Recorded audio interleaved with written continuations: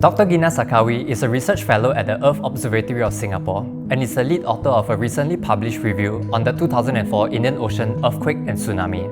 Gina, thank you so much for joining me. Could you start off by giving us a brief overview of what happened that day? At around 8 a.m. on the 26th of December 2004, which is Boxing Day, a magnitude 9.1 to 9.3 earthquake occurred offshore to the west of northern Sumatra in Indonesia. It ruptured around 1,500 kilometers northwards into the Bay of Bengal. This earthquake is the longest duration and length earthquake recorded in history and lasted around 10 minutes long.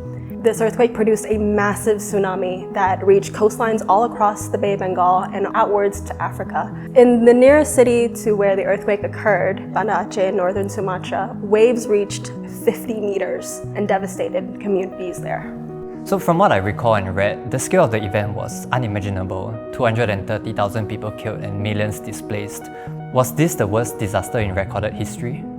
So this event actually is not the largest event if we're talking about earthquake size. The largest event in recorded history is a magnitude 9.5 in Chile in 1960, and then there was also a magnitude 9.1 in Alaska in 1964, and then this event is the third largest in terms of earthquake magnitude. But if we're talking in terms of the human impact, the lives lost, the amount of people displaced, this is definitely the most devastating event.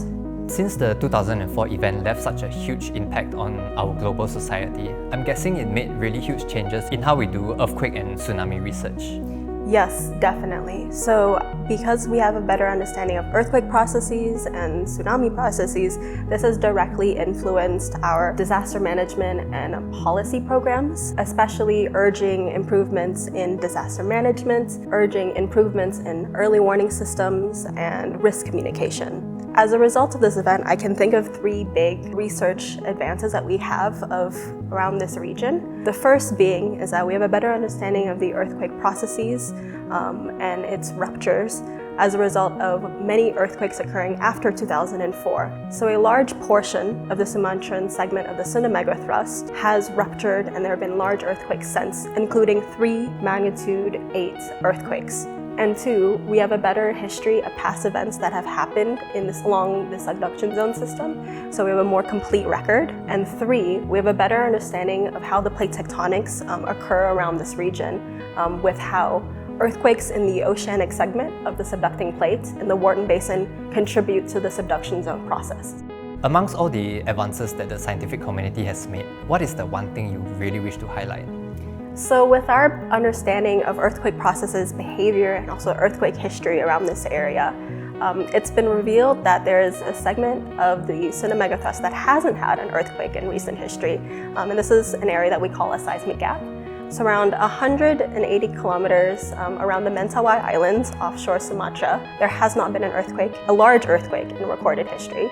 The last one that had happened was 1797, and given our understanding of past events in this area, it normally has a cascade of events that rupture approximately every 220 years, and potentially has started a new cascade in 2007 and 2010. If a large earthquake were to happen in this area, and it is plausible it could happen, it would produce a very devastating tsunami that would affect a large population in Padang, which hosts about 1 million people. So it's incredibly important for communities in these areas to be well prepared for an event of this scale. Thanks so much for explaining the science, Gina. It's amazing to see the scientist that you have become and also hearing the progress in earthquake and tsunami research. Right now I'm going to ask you something a bit more personal, okay? Beyond the science and research that you do, I was wondering, what made you enter this field of study?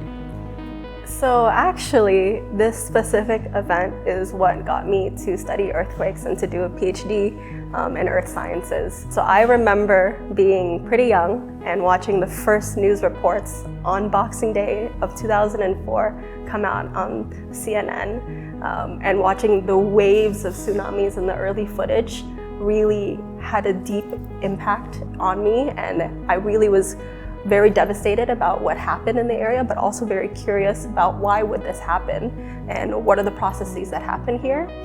So my family is actually from Sumatra. We originate from West Sumatra, and so this had a very personal impact on me and got me to be incredibly passionate about earthquake science, risk communication, and understanding about earthquakes.